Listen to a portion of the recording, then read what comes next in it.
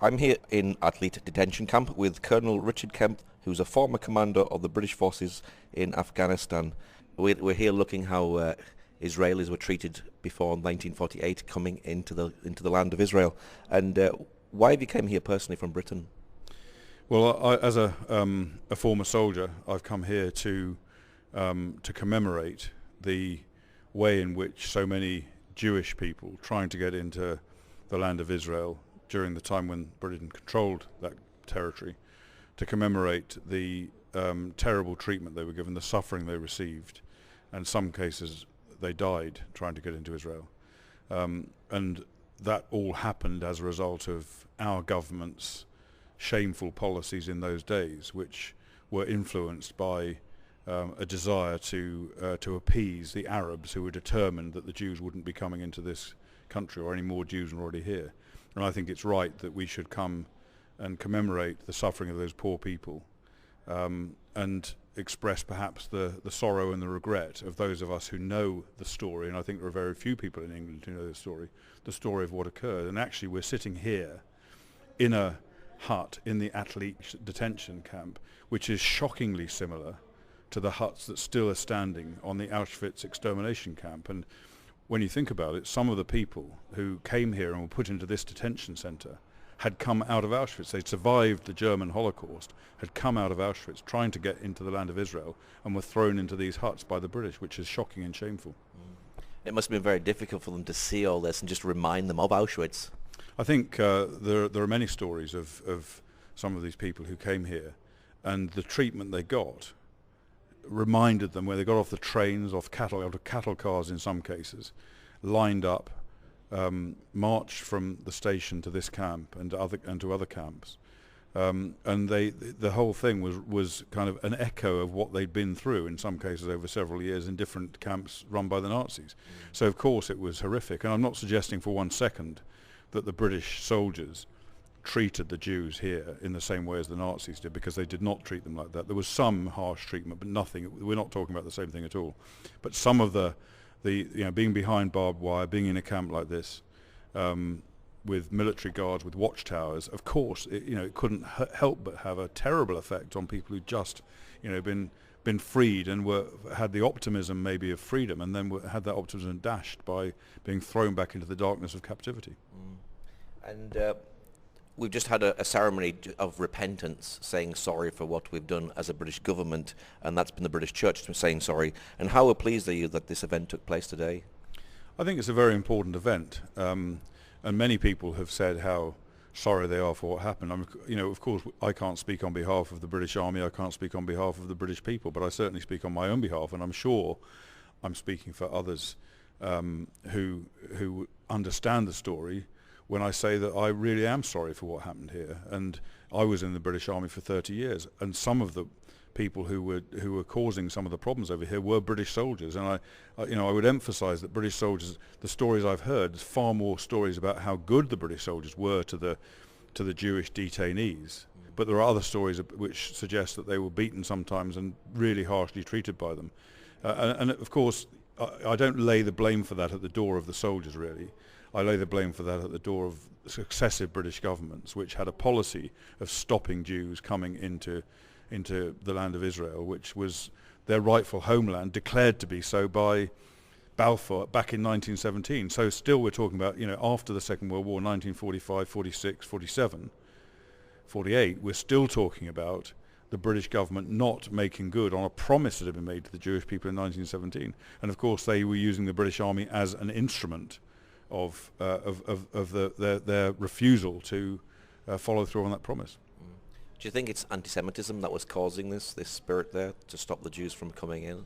I'm certain that anti-Semitism played some role in it, and I'm sure that some of the politicians who were making decisions, some of the senior civil servants and military officers who were making decisions about exactly what was happening, were anti-Semitic in some cases. But I think the overwhelming reason for it was because the British government, successive British governments, wanted to appease the Arabs. The Arabs were determined that Jews were not coming back to their historic homeland.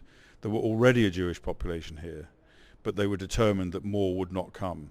And the British government allowed itself to be pressured into preventing that happening. And the outcome is horrific, because many people, I'm certain, many thousands of people who could have escaped the German Holocaust and come here to Palestine weren't allowed to. So many thousands of people, I would guess, could still be alive today, or their successors could be here today if the British government had allowed them in. So it comes down to, I think mainly it comes down to a desire to appease the Arabs. And it's the same kind of attitude among our government, and among, perhaps even more, among other governments in Europe, that is an anti-Israel attitude. And that anti-Israel attitude comes partly from anti-Semitism, but not, I don't think, mainly from anti-Semitism. I think the main motivation for the governments today and for organizations like the United Nations is, again, to appease Arabs and to appease Muslims who are determined that Israel will be destroyed and extinguished as its own state.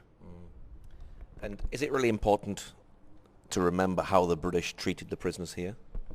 I think it's extremely important that we remember what happened, and not just remember what happened, but we spread the word, because very few people understand the full horror of what went on, particularly around the time when the Germans started to exterminate the Jews throughout Europe. And we as a country, obviously those of us who are here today, I suspect very few were around at the time, but our predecessors in Britain prevented that from happening. They prevented the Jews from coming here, and when they did come here, those who got through, in some cases, did get badly treated. Some of them drowned on their ships. I mean, there were cases of ships being rammed, famously the Exodus, bringing thousands of Jewish refugees, most of whom had been in extermination camps like Auschwitz, were crowded onto this ship, which was then rammed by two Royal Navy warships in the Mediterranean. It was a miracle it didn't sink. And when the people from the ship was sent back to Europe and refused to go ashore, as a punitive measure against them, not for any practical purpose, they were then sent back to Germany.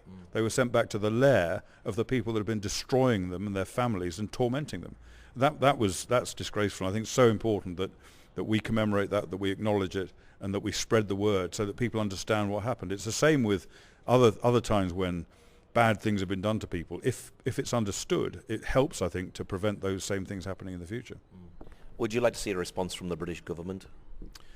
I think I would like to see some acknowledgement from the British government about the fact that what they did, what their predecessors did, not them, of course, but what their predecessors did was wrong.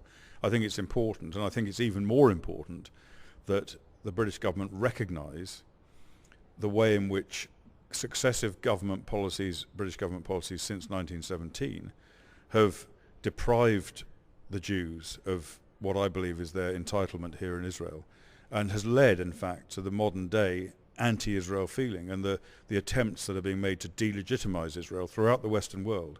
And I think the British government needs to accept some responsibility for what has been done historically, and to make absolutely certain that Jews are not treated in that way anymore. And there is, unfortunately, an increasing trend towards delegitimisation of Israel. And do you think that the church acknowledging wrongdoing is an important act in building bridges in the Jewish community? I think it is. I think I speak to many Jewish groups in different parts of the world, and I do hear about very, very strong anti-British feeling among Jewish communities as a result of what happened here, particularly at the end of and after the Second World War.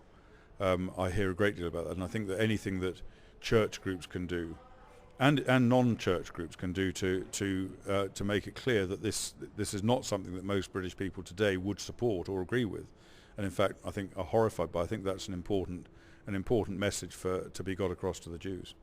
Now, this morning in the ceremony, you were able to read a letter from soldiers who were there during the British Mandate period. What sort of thing were they saying in those letters that they've written specially for the event? Well, I read two letters out, and one was from a former boy sailor in the Royal Navy who was involved in attempting to blockade the movement of Jewish refugees into Palestine, and the other letter was from a Royal Signals officer who was working over here during that period. And essentially what they were saying, the basic thrust of the letters was to explain what it was they did, to explain that they were simply doing what they were supposed to be doing. they didn't realise at the time quite how dreadful it was, the actions that were being taken by British forces, and that they really regretted it and apologised for it. And I think that was, again, that's quite important. I don't think in either of those cases there was any question of mistreating the Jews. And I would stress again that I don't think there were very many cases at all of British soldiers ill-treating Jewish people. In fact, there are numerous stories about the British soldiers being sympathetic, being kind, helping them and trying to alleviate their plight. Obviously that's not true in every case, but I think that those people who were here at the time, who took part in it, I think it's very significant and poignant that they themselves say that they think that they were taking part in something that wasn't right. So what's your prayer for Israel as a nation today as they celebrate another year as birthday? I think Israel is one of the greatest countries in the world. It's in the face of enormous opposition from all of its neighbours and many other quarters around the world. Israel has not only prevailed, it's also flourished, it's grown, it has spread its good around the world into different places. And we've seen that very recently in the amazing Israeli operation in Nepal to help the victims of the Nepalese earthquake, in which Israel deployed one of the largest military contingents of any country. When you look at the tiny little country that Israel is, it's actually absolutely phenomenal. So I think, Israel is an amazing country. Israel is going to prevail. Israel is going to survive, despite the efforts of those who don't. And I certainly pray that Israel survives, flourishes, and endures for all time. Okay, Colonel Richard Kemp, thank you very much. Thank you very much.